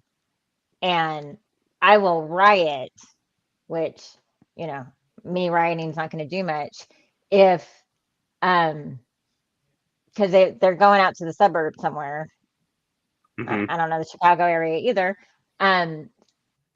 If they tear down the memorial part of that stadium, it is a World War I memorial, and when they made the additions to it last, when Cutler was up there as quarterback, it lost its landmark status with those modifications. Yep. And so I talked to some people from Chicago, and they said, do not worry. There's no way they're tearing the memorial down. There's a whole nice park around it. And I was like, I don't care. But if they do, I'm going to riot. They look at me like, you have fun. But I'll bring Pat Sertan with me. We'll riot together. There you go. But so I was terrified with talk of a new stadium that it would move into the suburbs. And I'm nothing against the Denver suburbs, but I do really like the stadium as part of that skyline when they do that shot. Mm-hmm. Because the Cowboys, that's a lie. That stadium is nowhere near that skyline they show. Yeah, it's not in Dallas. Levi's Field, that's a lie. Because that stadium's nowhere near that skyline they show. So I do really, really like, and I love Three Rivers Stadium and where it sits, where the Three Rivers connect on it. So that part of football I really like keeping. And so I do applaud them for finding a downtown place and not taxing everything. Because even when I go see a game in Houston, my hotel bill always has a stadium tax on it to this day. Yep. They're still paying for that stadium down in Houston. Oh Or my goodness. I have contributed to that stadium down in Houston. Oh, geez, now I'm thinking about should I even go to Houston to watch that game now if I'm getting a stadium tax. My goodness. It's like $14. Okay. I could probably afford It's just, I mean, if you're going to stay at a hotel, it's just part of the hotel bill. that. Okay, fair enough. Fair enough. That it is. All right, so got the new stadium. We have talk about the game. Should we talk about the new contract briefly? New contract, or should we skip that? What new contract? Nik Bonitto. Oh. It's like, oh, we haven't talked about that. We talked about that. I think it was a good move. We all agree. All right. Yeah. All right. That's good with me then. All right. I just found it funny because literally 12 hours after we recorded, boom, he gets a new contract. It's like, oh, maybe we could have waited to record till Thursday, but that's fine. So He deserved it. Oh, absolutely. Absolutely deserved it. So with that being said, shall we go to the NFL now? Sure. All right. Jay, you say something? Yeah, I was gonna say I gotta probably shoot out. I'm sorry to say. I gotta get kids to bed. So Okay. Real quick. Just your prediction. Do we win this game against the Colts? Yep. Oh, absolutely. Daniel Jones, Okay. the clock strikes midnight. We turn back into a pumpkin. Like, he's going to go back to reality. So I can't wait to see it. I called a Riley Moss pick 6. That's my big, hot take for the week. We're going to see some fireworks on the defensive side. So I got Denver 31, Indianapolis 10. All right. 31-10. Yep. So You're gonna blow them out. I'm excited to be there in person. Like I said, first game in Indy, checking that stadium off the list. So super excited to be there, but not as excited as I am to join you guys tonight. And thank you so much for having me on. I love you guys. I love your podcast. I will continue to share and get the word out. Because people need to watch you guys. This is your first duration of in camera, and you guys are killing it, man. So keep on keeping on. You guys are awesome. Thank you for joining us. Appreciate Safe it. travels. Yes, safe travels. Thank you. And actually, before you go, let the incomplete listeners know where they can find you so they can follow your content. Yes. So I am a co-host, Orange and Blue Network. My cousin is the founder, Johnny the Mile High Viking. So me and him do our podcast every Tuesday night. We are the Nothing Rhymes with Orange and Blue podcast. Been running for, 4 years or something like that, 4 or 5 years. But now we've got shows pretty much every single day of the week, including the only Spanish-speaking Bronco podcast, fan-led podcast out on the waves, and that's Viva Los Broncos on Friday night. So go check that out for all you Spanish speakers, and then all of our other offerings of shows throughout the week. So hit us up on all your social medias. Beautiful. Love it. Well, Jay, thank you so much for joining us. We wish you Thank you guys. the best. Appreciate you guys. You guys have a great night, and go Broncos. You too. Go Go Broncos. All right. All right. Got a lot of around the NFL stuff to cover. I have so much around the NFL stuff to cover. It's like it was week 1 or something. I know, right? Hey, so speaking of Daniel Jones, which we're going to speak of again, he is the first quarterback since 1991 to score on every possession of the game. He went 7 for 7. Field goal, touchdown, touchdown, field goal, touchdown, field goal. Crazy. And I just said this was our first week one win since 2021. That was Mhm. the Colts' first week win since 2013. Since Yep. 2013, they have been 0, 10, and 1, which is why the math doesn't add up. I kept hearing that and going, did they not play a year? But they tied a year. Yep. So, I mean, think about that. That is a feat. Breeze didn't do it. Brady didn't do it. Manning didn't do it. Rodgers didn't do it. Allen hasn't done it. Jackson hasn't done it. Burrows hasn't done it. Mahomes hasn't done it. But Daniel Jones has. Crazy. Absolutely crazy. And that their losing streak on week one, or their 0, 10, and 1 was the longest losing streak on week one in NFL history. My goodness. My goodness. So he snapped a whole lot of voodoo. Whole lot of voodoo. Whole lot of voodoo. Someone owes Juju some rum. I mean, can't go wrong with it, honestly. I'm gonna do one real quick. So first game of the season, I think there might be a record for fastest ejection in a football game ever. Jalen Carter, I think it was like 6 seconds in the game, like an offensive snap hadn't even been played yet, and I don't know all the ordeal that went on, who started who started what, all that, but the important part is what everyone and the refs saw on the screen or in front of their faces, and that was Jalen Carter straight up spitting right at Dak Prescott, which caused him to be penalized. He got ejected, and the NFL actually announced a couple days ago that they counted that ejection as his 1-game suspension, and he did get fined for it. But I mean, we've seen that happen multiple times. More common, I think Broncos fans will remember when Bill Romanowski did that to J.J. Stokes against the 49ers in a Monday Night Football game. Yeah, I was going to say, I haven't seen it multiple times, but I can think of one time I've seen it. Yep, one time that it's happened. And no, I'm sure it's happened more, but I can't, I mean, those aren't memories I've Rolodex to like make sure I know. Right. I mean, that's fair. That's totally fair. Now, I have seen Dak started it.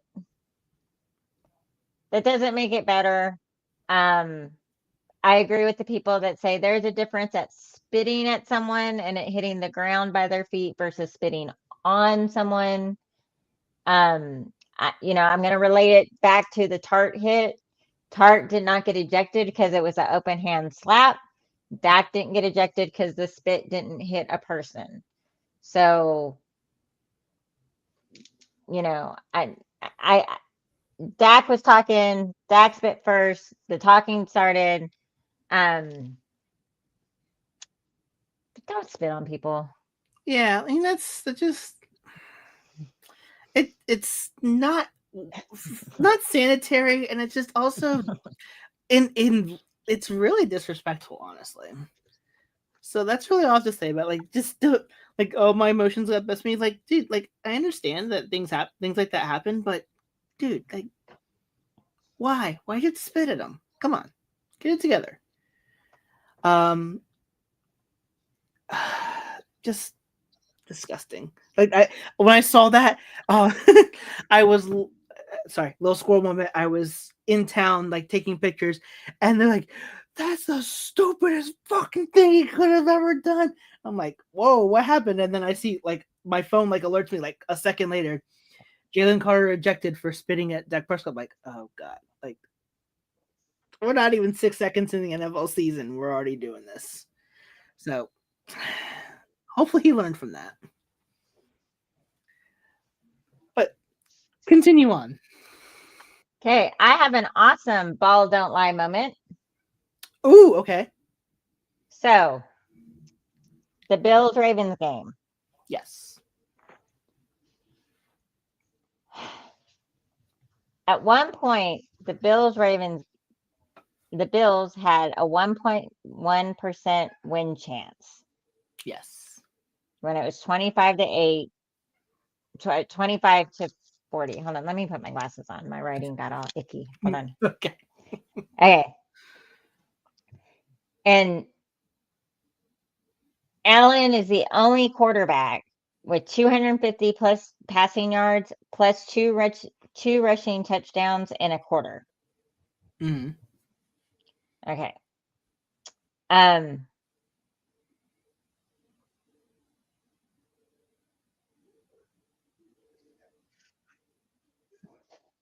So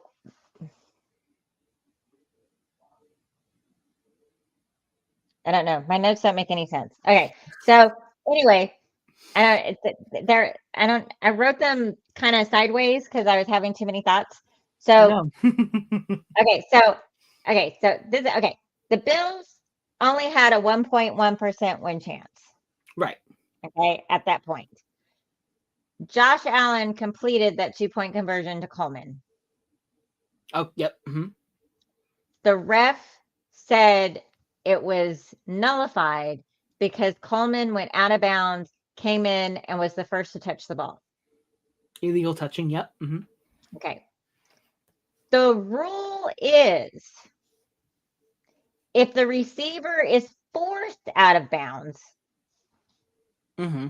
and is the first to come back, he can touch the football. It was a legal catch. Yep. That's what gave the Bills the 25 Yes. because they didn't give him the 2-point conversion. Mm-hmm. Allen then went on. That was my point. Allen then went on to become the only quarterback with 250 plus rushing yards and 2 rushing touchdowns in a quarter. Before that happened, teams that were up that much had gone 277-0 and won the game. That stat is now 277-1. Wow. This is also the 8th game since 2021 the Ravens have lost with when their win probability was above 90%. Wow. But I say that ref error on that 2-point conversion, ball don't lie. Mm-hmm. Because that ball came back and everything went the Bills' way from that moment on. Yep. Can even include yeah. Well, you'll talk about it here. I think you'll talk about it soon, but there was one big point. There was one big point that was missed by Baltimore that helped Buffalo get that win as well. But I'll wait until you get to that part. Yeah. My second one, and you mentioned it a little bit. Tarts basically got a slap on the wrist for the Kelsey slap. And he's like, "Oh, why didn't he get ejected?" Things like that. I'm like, because it was open. Because the rules state that if it's a closed fist and he throws it, he would have been ejected. Because it was an open palm. What the 5 fingers say to the face? Slap across Travis Kelce's head. Fair game. And he slapped his face mask. Big deal. Yeah, it was just more like it was really more like a shove up, and Kelsey. We're just mad because we can't do it. I'm happy that someone did it. I just want one shot at him, just one. One 5 finger to the face. Boom. And I don't know. Tart never said. Oh no, that was a video that I'm not sure if that's true or not, but. Oh, I sent it to you. I'm like, is this real? Because yeah, like I don't see anything on the internet about it, so I don't think it's real. Yeah, Leo confirmed it was AI. Yeah. Okay. So Tarts, for all of us in the NFL world that does not have Kansas City Chiefs, thank you. We live vicariously through that moment. Yes. Yep. So I touched on this shortly before. Tua had a 2.7 QBR. In my opinion, McDaniels is on the hot seat. Mm-hmm. However, I wouldn't put it past Baltimore after another late game fall apart to worry if Harbaugh's seat's a little hot. That is his 17th blown game with a double-digit lead. Since he's been in Baltimore. Or It didn't say since Baltimore. It said it's his 17th blown lead. Gotcha. Be interesting to see the stats on that and how many he's had in a span of a couple years. I mean, I think he was hired. I don't even remember when he was hired. Like maybe 2000. I don't even remember when he was hired. I think it was like right before the 2009. So I would love to go back and see how many of those blown leads happen in the 15 years he's been with the league, or with the Baltimore Ravens. I'm sorry. I do kind of want to piggyback off of the you saying that McDaniel's on the hot seats, because there was an interesting stat that popped up. So we know the game the only game that we've gone up against Mike McDaniel as coach, when Sean Payton and the Broncos got blown out by that horrendous WTF moments. I don't think I need to go any further than that. Interesting enough, you're just. I found it. It's 17 blown double-digit leads since 2008, and that's the most by any coach since 1991. Wow. Okay, go ahead. Sorry. That's it. No, it's right. That's kind of like averages almost one blown game of double digits a year, basically. So And since it's always that a playoff game. Yeah, right. Since that debacle in Miami, the Dolphins and the Broncos have gone two completely different paths. Since the Dolphins scored 70 points on the Broncos in 2023, the Dolphins have a negative 17 point differential with a .485 win percentage. Since that debacle in Miami, Denver's had a plus 88 point differential with a .576 win percentage.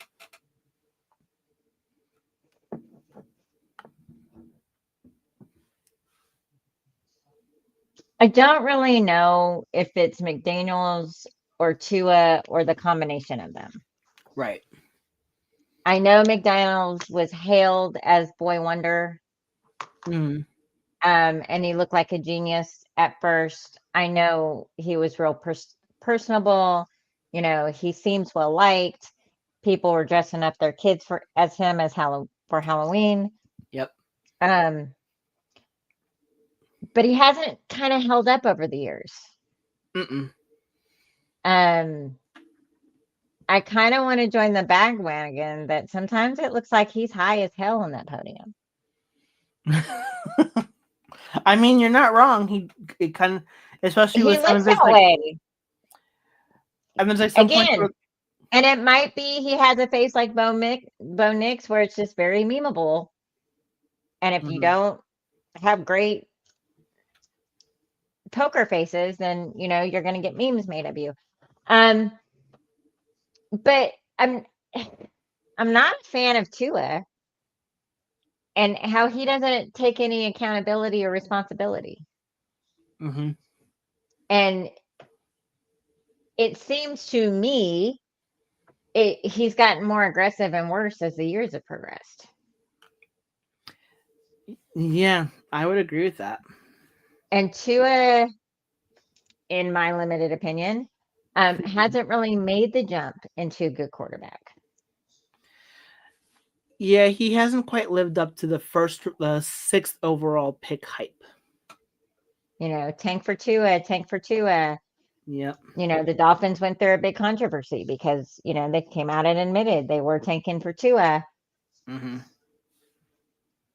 And I don't think it's worked out for them. But again, I hate to blame the young quarterback who got thrown in and started right away and coaching staff changed on him and things like that. But I also feel like him and McDaniels have clicked up and have lost everybody else. Yeah.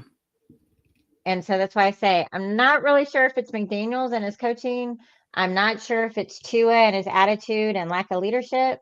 I don't know if it's some caustic mix of the two.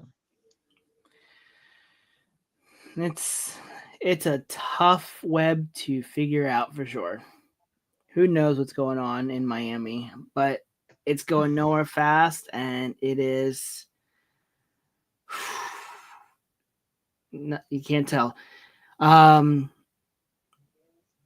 I've got two more, but one that kind of ties in with the Dolphins a little bit, and one specific player that I think everyone in the NFL hates, or at least all NFL fans pretty much hate, except for if you're a Chiefs fan or a Dolphins fan. NFL began a review of the recent DV allegations against, guess who? Hill Yep. and Same old story, basically. So I assume that he is probably something's going to happen here in the next couple days, if anything happens. okay. But continue. The Giants defense gave up 400 yards of offense, Mm-hmm. and this will begin the Wilson TD versus how many bathroom he has saga count for this year. All right. Burrow looked rough again against the Bengals. Browns. Browns, sorry. It's all right. There is something about the Browns that it just seems like Burrow can't get over. They did pull off the win, but with only 3 completions and 7 yards in the second half. Oh, jeez. They really struggled early in the game. I stopped watching it. Yeah. And this harkens back to their other slow starts in previous season, which, as we all know, last season made them miss the playoffs. I'm telling you, if I hear one Bengal fan complain, we didn't make the playoffs. Look at what happens. I mean, I know they won this game, but just win the games, take care of business, and it'll fall into place for you. So, Jaden Daniels looked excellent. mm-hmm. Chicago lost a double-digit lead. I would like football games to stop getting so boring to the point that I decide to go to bed, that I wake up to some big, and I know it's my punishment for going to bed during Peyton's comeback against the Chargers. Mm-hmm. Because we were down 24-0, and I was just like, oh my goodness, I'm just going to bed. I can't deal with this right now. And then he came back and won. And for my lack of faith back then, I am being punished this week. I don't know how much more penance I can give you.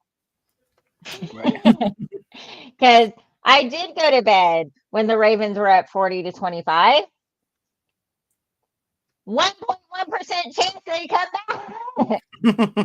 And I did go to bed when the Vikings, threw that last interception and just looked like they didn't have it in them. And I woke up and it didn't work. So I'm sorry. I hope my penance is over. But thank you. Thank you. Because, the Thursday night game was a good game. Yes. And it went long, but I managed to stay awake for it all. And then the Friday night game was a good game. Yep. So then I happened to tune I started watching the Browns and Bengals because I wanted to check out Burrow. That game kind of got boring and predictable. So I watched the Steelers and Jets, and that was fascinating because they had swapped quarterbacks, and it was like, oh, well, I don't know how that worked, but that worked. Yeah. Both had great games. Unfortunately, the Steelers came back to win that game, but it was a good game, and so it was a great game. If you stayed awake Sunday night, Monday night, it turned into a great game. But I kind of need a hint that it's going to be a great game a little bit sooner. Right. Fair enough. I got one little thing, one last around the NFL. Rams quarterback Matthew Stafford reached 60,000 passing yards for his career. He becomes the 10th quarterback in league history to reach that mark. Okay, say it with me. Kickers, man. Kickers, man. The Browns, the Falcons, the Ravens, and the 49ers had significant misses. Yep. Kickers, you literally have one job. Uno job.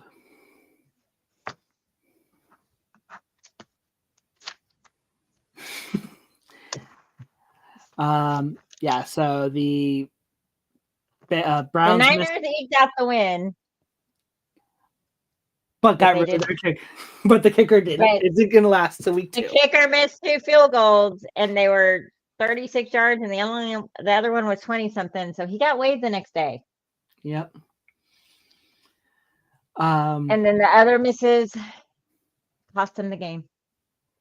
Yep. One specifically, part of year, the Bills had a 1.1% chance to win. The Ravens went up 40-25. Could have gone up 41-25, and we possibly could be talking about the Bills and the Ravens playing overtime game. Yep. But their new kicker, Loop. I don't know if his first name's Tyler. Missed the extra points, which proved big enough. Yep. One proved ball don't lie.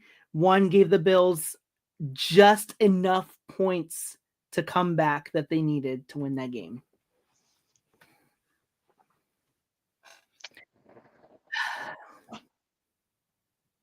They matter. The extra points matter. I remember when I first started watching football, I didn't quite understand the significance of extra points. Mm-hmm. But they matter. Yes. I think us as Broncos fans can attest to that, because when Gostkowski missed that extra point in the AFC Championship game, that proved costly for the New England to get back to try to go for back-to-back Super Bowls, but they didn't, and we ended up winning Super Bowl 50.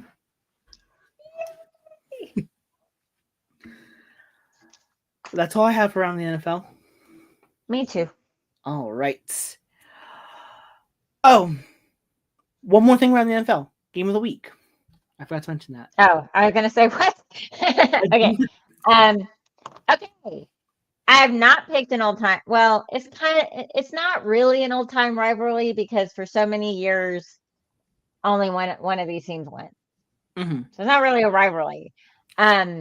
It's not that old fashioned, because Miami's not really old timey football, even though they've been around a long time. And it is not in our time slot. But I picked the Pats at the Dolphins. No, it's a good one. So the Pats are coming off a loss. Geno Smith and Pete Carroll's Raider team beat them. So, we're looking at Drake May. Can he finally make the jump? Does he have the defense to help him? His new coordinator, as we all know, Josh McDaniels, has, entered the chat with his complicated offensive system. Mm-hmm. So is he smart enough to figure it out and adjust? And then we also get to see, are the Dolphins really this bad? Right. Does Tua still need more time? He's had This is his 5th season, I'm Well, pretty sure. he's had a lot more time than some of these younger quarterbacks received. And this is why this era of football is actually interesting, watching quarterbacks that did not succeed with the team that drafted them go to a team and be successful. Right. Can he rebound and save himself and possibly his coach's job? Miami does have a bad O-line overall. They lost another player this week. I don't know how Tua finds more time in the pocket or more time to get rid of the ball.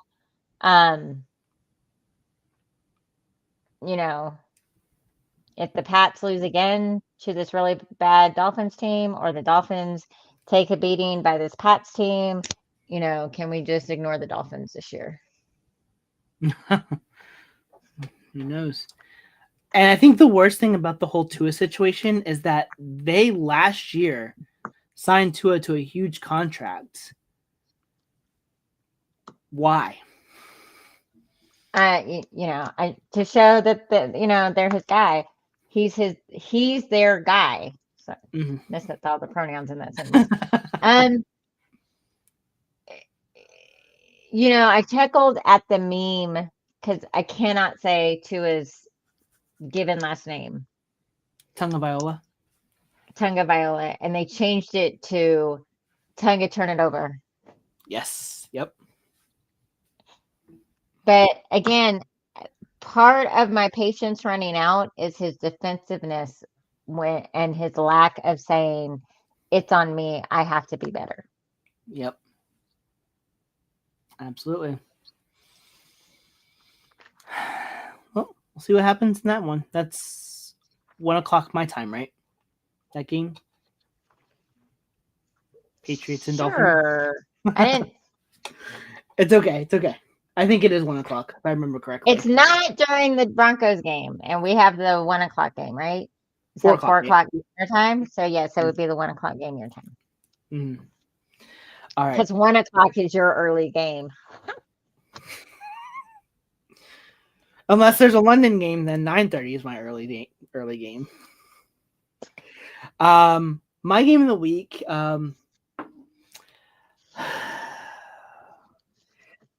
I'm kind of curious to see this one, and it's not during the Broncos time either. It's actually the day after the Broncos play.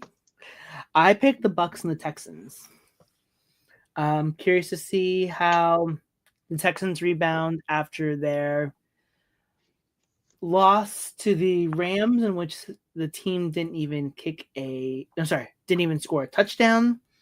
There's been a lot of worry about if CJ Stroud can last the entire year because his offensive line isn't that strong, and he's going against the Bucs defense that, if I remember correctly, was top 10 in the NFL last year.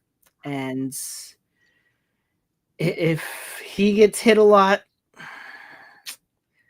CJ, I just kind of hope that things go well for you. It's going to be very interesting because it's going to be a battle between two teams that won the division last year as well. It's one of 2 Monday night games this upcoming week. Probably the one Monday night game I'll probably pay most attention to, most because Chargers and Raiders are on at 10 o'clock at night, and I'm probably right in bed at that point. So I'm curious to see how this battle between CJ Stroud and Baker Mayfield goes. Oh, and that's the other reason, because Baker Mayfield's playing in it. And as a bias in the cultural world, He's the OU quarterback we can still hang our hat on. Yes. All the other OU quarterbacks need to sit down. Exactly. We have 4 playing in the NFL this year, and it's like, oh my goodness, what did we do to the NFL? But yeah. Baker's the shining star of the group. Wait, you don't count Jalen Hurts as the shining star of the group? Oh, I forgot that he was a what? How did I forget that he's a Sooner? Because he was at Bama first and then transferred to Oklahoma for his last year. Yeah, I probably consider him a Bama more than OU. So no, he can be the shining star, but my brain just doesn't see Hurts and think Sooners. Yeah. That's okay. Like, I didn't even think about it. I was like, wait a second. Like, there's a quarterback missing here. Like, that's right. So, there we go. All right. With our very extensive around the NFL / game of the week coverage, we can finally get to our game. We travel for the first time, as Jay mentioned earlier, to take on the Indianapolis Colts, who are coming off of a very dominant victory against the Miami Dolphins. But as Jay says, I think the drill. clock has struck. Yep, exactly. Cinderella cannot find her glass slipper. Yeah, they're both teams are coming off first week victories. Daniel Jones a little more impressive than Bo Nix's. The Colts have improved on defense. They have? Yes. If you look at last year's rosters and this year's roster, it's improved. Mm-hmm. So can they rattle Knicks like the Titans did? I think what's gonna help the Colts out a lot more is if they can force Knicks into mistakes instead of getting to him. If they can like kind of get into his face and like force him to throw interceptions like they did last year when Indy traveled to Denver and Knicks got picked off 3 times, then yeah, I could see that being the case. And if you said that the Colts defense has improved from last year when they had a defense that picked off Knicks 3 times, and really the factor in the Colts losing that game really was that Anthony Richardson was very ineffective and Jonathan Taylor decided to fumble at the 6-inch line. Thank you. Then, yeah. And then we got to look, does Daniel Jones have any tricks for our defense? Right. Can he find a kink or a weakness? The Colts took advantage of bad football by the Dolphins. Yes. So my worry is Denver starts the same way they did week 1. Mm-hmm. The Colts know how to take advantage of that maybe better than the Titans do. Absolutely. Yeah, that was my big concern. Or that is my big concern. Yeah, Jones went 25 for 40 for 170. Oh, no. Knicks went 25 for 40, 176 yards and 2 interceptions. Bad decisions. Both those interceptions on Knicks. Yep, absolutely. Just to be clear. So can we get to the run earlier and be a better complete team? Well, I think the Colts. I think the Colts' run defense is fairly decent because I don't think Achante, I think is his name, didn't really get going until garbage time, basically. Yeah. Last year, as we've already said, the Colts almost had us. They made stupid mistakes that cost them. I think they have a decent front 7. Mm-hmm. Again, they made some moves on defense. The Colts receiving room and O-line is good. I think this is another one where, like I said, the Titan defense is really kind of good. Yeah. They're not big names. They didn't have a good year last year overall. They were 3-14, so they didn't get a lot of highlights. I think the Colts are kind of the same way. They have good talent. They're not winning a lot, so they're not in the news, so we don't know these names. But they're good players. And again, I think this team has improved from last year. So, it might be a close game. However, I still feel like if the Broncos settle, if Knicks can settle, and we trust our run game, and we get some more even play calling, less arrogant play calling, I think we win it. Yeah. Yeah, that's pretty much the big thing. Like, is Daniel Jones throwing to fluke? His stats was 22 of 29 for 272 yards and 1 touchdown. My biggest thing is, and I think you might have mentioned this, is it more was that performance more on the Dolphins making mistakes and Daniel Jones and the Colts offense taking advantage, or was it the Dolphins' inability to play defense? We won't know until Sunday. The one thing, and I've kind of watched a little bit of Daniel Jones's career, especially because he was a New York Giant for a while. If you can force him into mistakes, like you, I mean, with most quarterbacks, you force them into mistakes. That's going to help you win the game. But Daniel Jones, he may be a Colt, but I want to see how well he could rebound if he makes a mistake as far as either getting strip sacked, because he's been he's known to get strip sacked quite a bit, or even throwing interceptions. That's going to be probably the big key to this game, which quarterback makes the least amount of mistakes. If the Denver defense, like they've done to quarterbacks in the past, can force Daniel Jones, big mighty Daniel Jones, into a little bitty mistakey of Danny Dimes that we're used to seeing, then it would be a walk in the park. Because of Indy's defense, because of what they did last year, up until the point where the Colts offense was making mistake after mistake after mistake. The fact that it's in Indy this time and not in Denver is going to play a huge part in how this game goes. So a lot of people are thinking, like how they said last week, we're going to blow out the Titans. That game was close. And I think I even predicted it was still going to be close. Maybe it was like 10 points, I thought, which was fairly close. Because it's on the road and because of how Indy's defense is,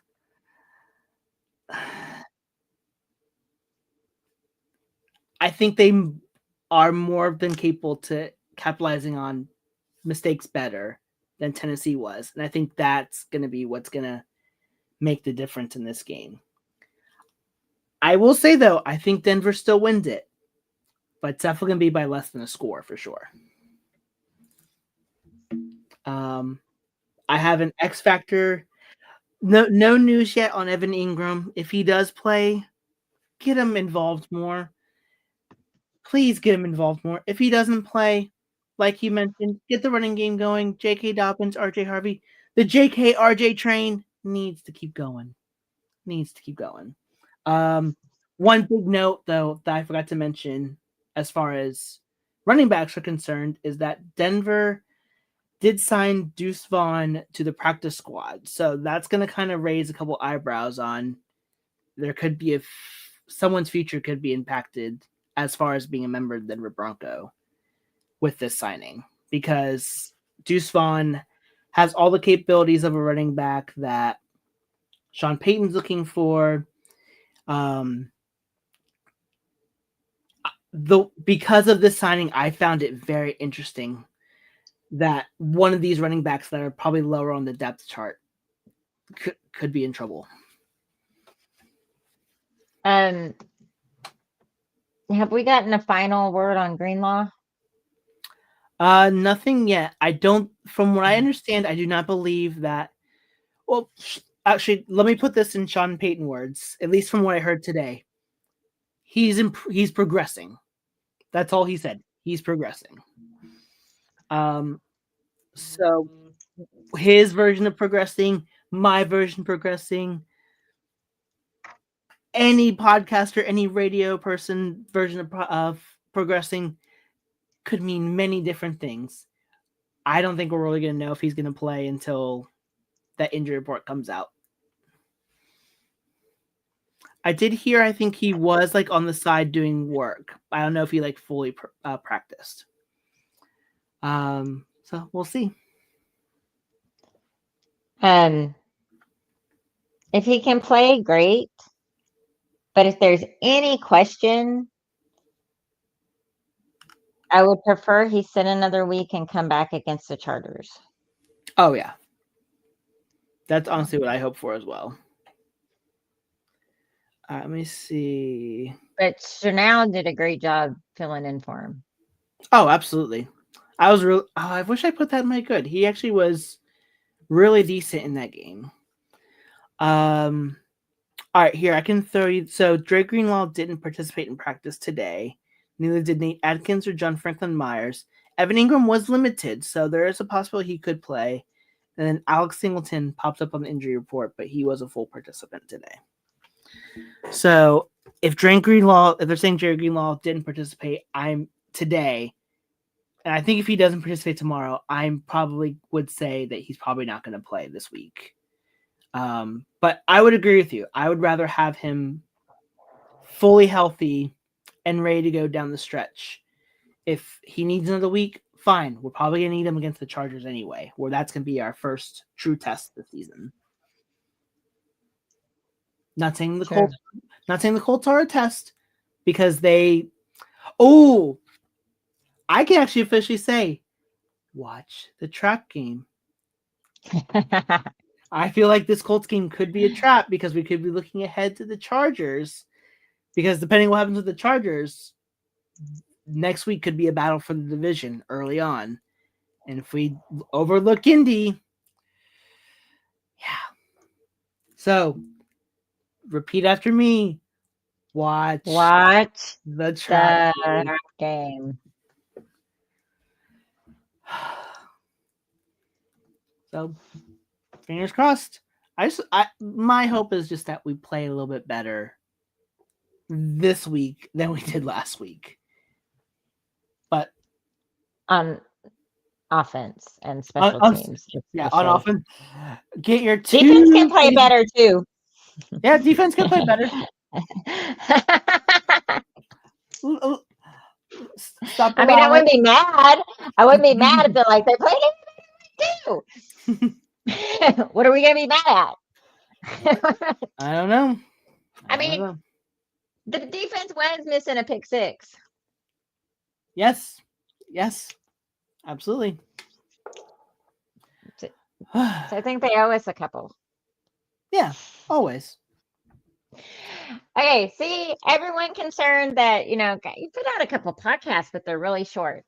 The season has started. There's stuff to talk about. We're 2 hours in. It's like, I'm looking at that timer. It says 2 hours. Our guests can't stay the full time because we don't get to the point right away. That's how we do it. Yeah, I mean, there's just a lot to talk about, and that's perfectly okay. We try to go for an hour, but sometimes it just doesn't happen. And sometimes that's okay. You need 3 inches and you lose 7. And there's the "that's what she said" joke. Kind of.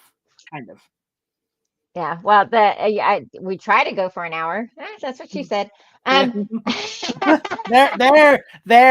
it is. There we have it. Now we have it. All right. We are 2 hours in, so I think it's time for us to close it out. Okay. As always, you can find me on X at I Love to Lead. You can find me at TieFlyGuy15. You can find us both at the same time. At IN-COM-PLETE_2. Because there's 2 of us. You can also find us on Instagram. Same thing. IN_COM_PLETE_2. My bad. Okay. All those DMs are open for challenge flags, song requests, topic requests, guest requests, questions, comments, and concerns.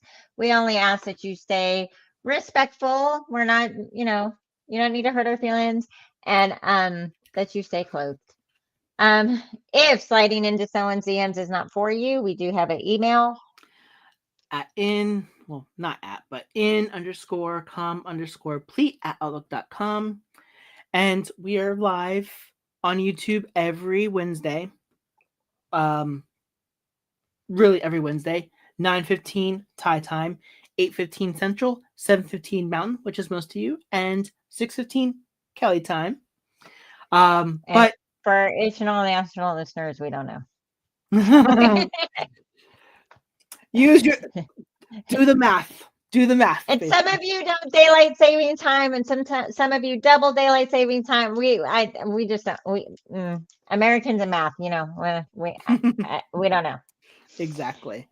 But if you don't get a chance to watch us live, we still do have our audio version of the podcast, which you can find us on Apple, Spotify, iHeart, basically anywhere you find your podcast. All I ask is that you leave a review and you rate us. Let us know what you think. Let us know what you would like to see, because as much as we love doing this podcast, if you don't tell us what you'd like to see, we can't help you. But before we do go, I do want to note two big things are happening. First off, today is Suicide Prevention Day, which is it's basically a cause that's near and dear to my heart. Kelly and I talk a bit, and her biggest thing is that she always wants to listen to me talk, and doesn't want to receive you rather hear me talk about the problems instead of getting the phone call. That's what it is. And just let you know that help is always available. There's the 988, which I had the card, but I have the card here. Haha. If you're feeling hopeless or alone or need advice to help the friend, call or text the National Suicide Prevention Line at 988. So yeah. And my DMs are always open if you are struggling and you want to talk about it, because like Kelly says with me, I'd rather you talk about it and we work it out than me seeing on social media or getting the phone call that you're no longer part of this world, because your life matters no matter what, and you are loved and appreciated. And then another thing, tomorrow, since we won't be on the air, is the 25th. Is it 24th? 24th. Okay, the 24th anniversary of 9/11. Okay, before we go there, to add on to the suicide prevention, one, it's okay to not be okay. Everyone that you think always has it all pulled together doesn't have it as all pulled together as you think. And second, this is me personally asking you, please stay. Yes. Always, yeah.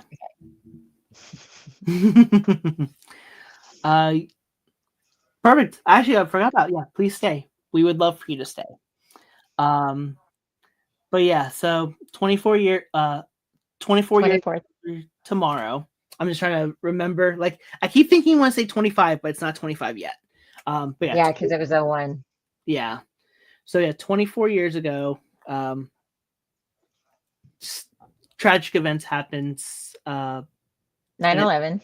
Yeah, the attack and the Pentagon, and in the Pennsylvania field. I cannot remember the name of them. Flight 98. Yeah, I think you're right. Yep. So I'm sure you'll see all around all the posts.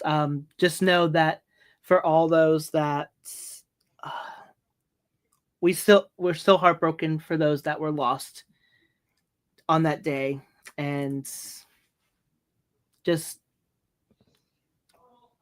for those still living with the effects, those that lost mothers, those that lost children, those that lost fathers, the first responders that are sick because they went into the debris.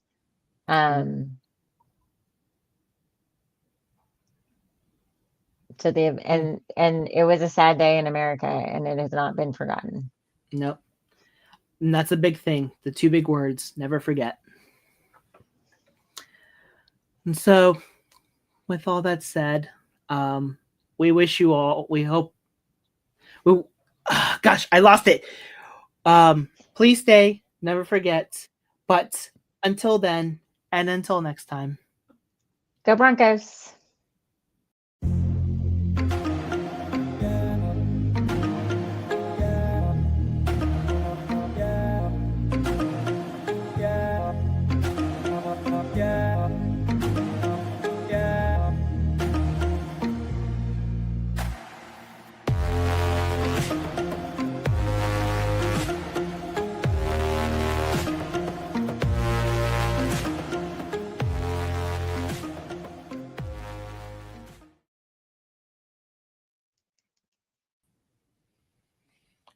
Whew. Sorry, stumbled